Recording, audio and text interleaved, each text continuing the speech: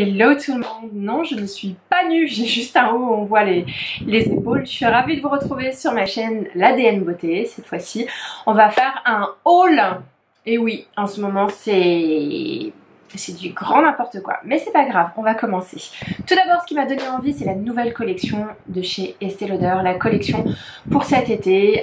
Estée Lauder sort chaque année généralement un bronzer, un super beau disque, et puis des palettes pour se maquiller tout l'été. Et j'avoue que là, ils ont sorti des trucs qui sont juste mais absolument à tomber par terre. Donc là, vous avez la box, la boîte, un bronze goddess. Donc chaque année, ils sortent leur bronzer bronze goddess. Sauf que je trouve que cette année, ils ont fait des choses quand même radicalement différentes. Je vais vous montrer ça. Ils ont sorti cette palette-là. Regardez-moi la beauté de ce truc avec du bleu juste ici. Déjà, quand on voit la palette, on a juste envie de dire waouh, je veux ça, je veux la palette. Même si ce qu'il y a dedans ne m'intéresse pas, je veux la palette. Voilà, je veux la palette. Et puis quand on l'ouvre, bah là l'envie de l'avoir devient beaucoup plus certaine, puisque à l'intérieur j'ai de quoi me maquiller cet été. N'est-ce pas absolument sublime? Non, sérieux, regardez, ça c'est un bronzer, et tout ça ce sont des fards à paupières. On m'a dit que ça je pouvais l'utiliser en highlighter, mais c'est absolument sublime. Une palette prête à l'emploi que vous pouvez embarquer avec vous cet été. Elle est sublime. Je sais pas encore comment je vais faire pour me maquiller avec le bleu, mais l'année dernière en vacances j'avais mis du violet et les gens m'avaient beaucoup complimenté sur l'effet que ça faisait. Ça faisait pas Marie Chantal, ça faisait vraiment assez classe et très fashion, plutôt que beauf, genre j'ai mis des couleurs pastel sur la figure. Donc voilà, peut-être que cette année ça va être plutôt du bleu. Quand j'ai vu ça, j'ai complètement craqué, mon cœur a fondu et mon esprit est devenu totalement irrationnel, à tel point que j'ai même pas regardé le prix en allant en caisse. Deuxième produit de la gamme bronze goddess d'Estée Lauder. Vous allez voir que c'est tout aussi beau. Je vais l'ouvrir si j'y arrive. Ah, voilà, donc le packaging, le bleu à l'intérieur. Moi j'adore cette couleur de bleu. Mélangé avec du marron c'est encore mieux. Donc on le retrouve en gamme vachement plus petit. Cette fois-ci pour l'un des highlighters les plus beaux de toute ma vie. Oh my god. Voilà.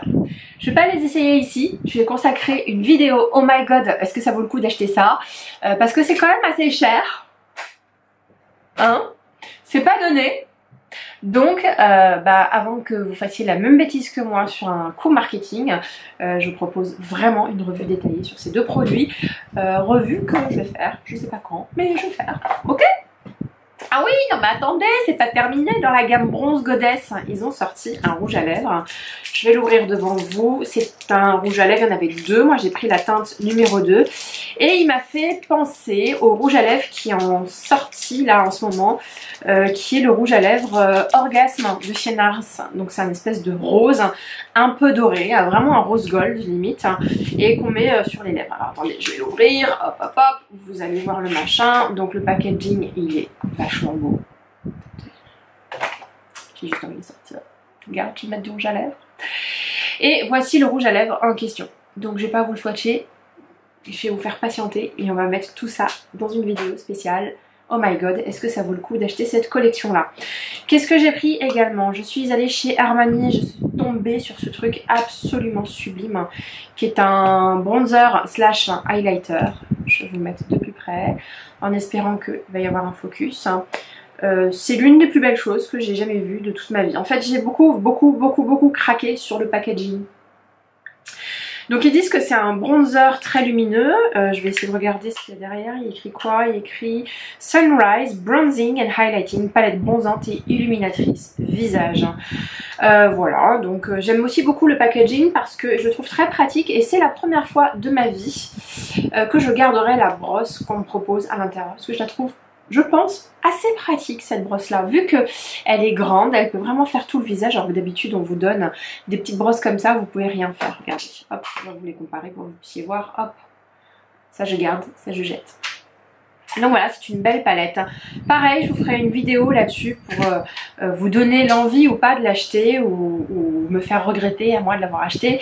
J'ai un petit doute, je ne vous cache pas, c'est que J'en ai vu un chez Armani au printemps qui était en essai et il a tellement été essayé que tout le gold du dessus est parti, comme si le gold n'était pas inhérent à la palette, comme si toute la poudre qui constitue cette palette n'était pas avec du gold. Non, en fait c'est comme si ils avaient déposé juste une fine couche de gold juste par dessus et qu'en dessous c'est un bronzer basique.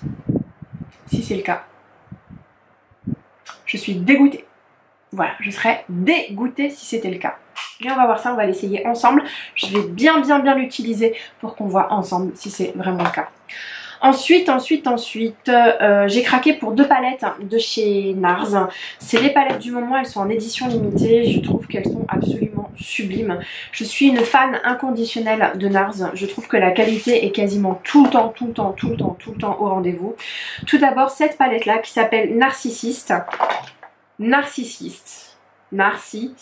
Loaded Eyeshadow Palette, palette de fard à paupières. Je vais vous montrer cette beauté. Hop. Hop. Voilà. Quand on voit ces couleurs, on a juste envie de pleurer. C'est toutes mes couleurs préférées. Et je sais là, il n'y en a pas une seule qui me déplaît. Pas une seule. Voilà, je les ai swatchés, la qualité a l'air d'être au rendez-vous. J'ai regardé quelques vidéos sur YouTube et là pareil je vous consacrerai une vidéo sur cette palette là parce que elle est suffisamment chère pour vous poser la question de savoir si elle vaut le coup d'être achetée ou pas.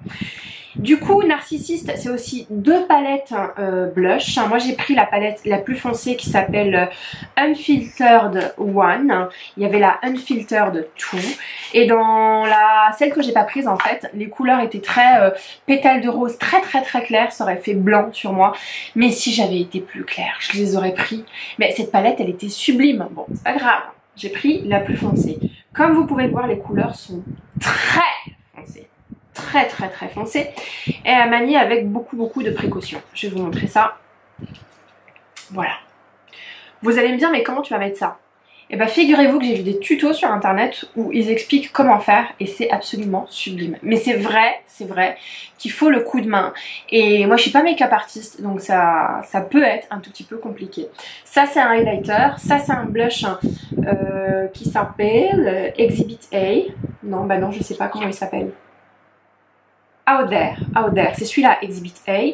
Celui-là, c'est un de celui qui est le plus vendu, croyez-moi ou pas, c'est celui qui est l'un des plus connus chez NARS. Ces deux teintes pêche qui m'ont l'air sublimissimes, c'est celui-là en fait, qui pour moi est très compliqué à porter, mais j'ai envie de vous dire, maintenant, c'est mon problème.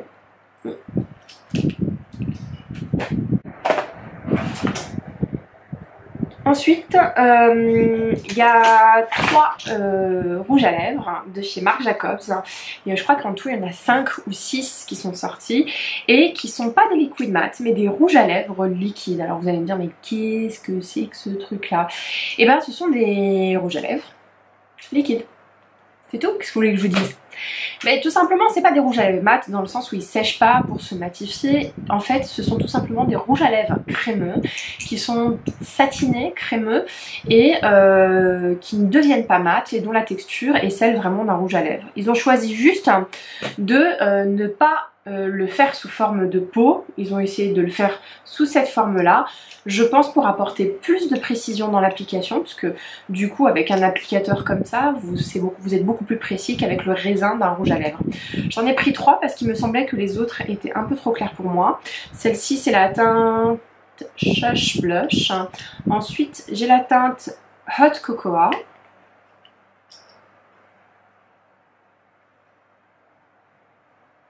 Qui est juste là au milieu. Et ensuite, j'ai la teinte Truth or Bear. Oh, désolée, c'est mon téléphone. Qui est un très joli rose. Voilà.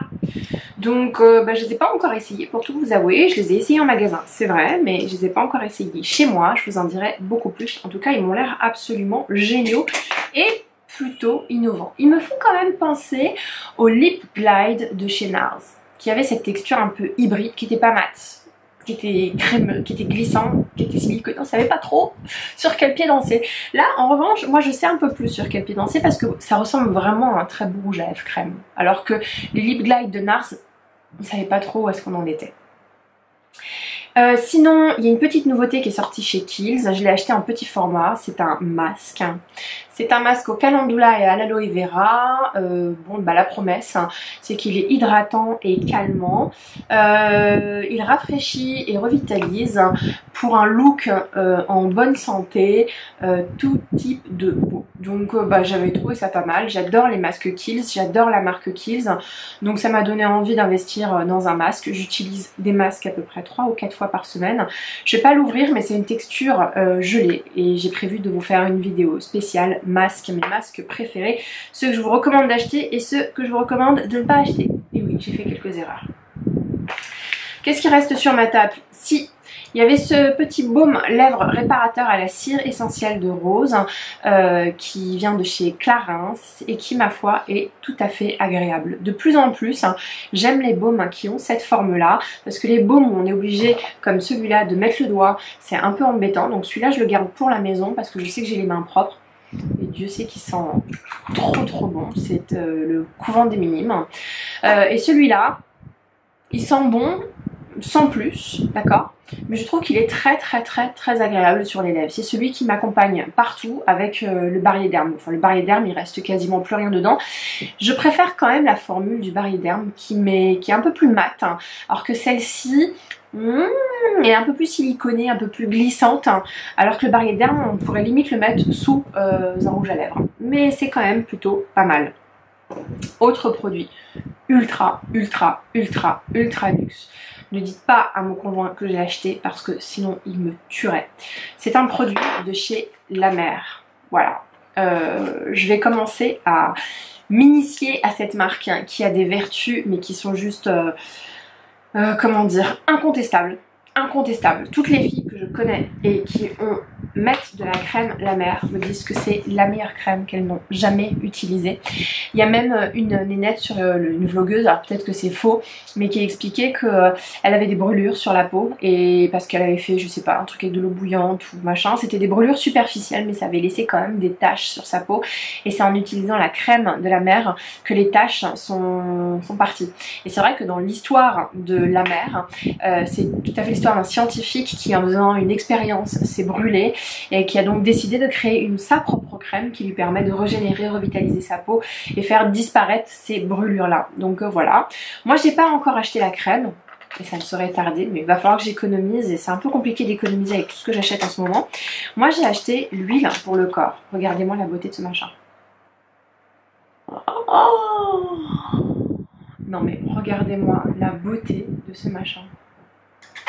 Le truc est juste magnifique. Alors je vais être franche, c'est un produit qui coûte 90 € je crois, ou 85 €, ce qui est absolument pas donné.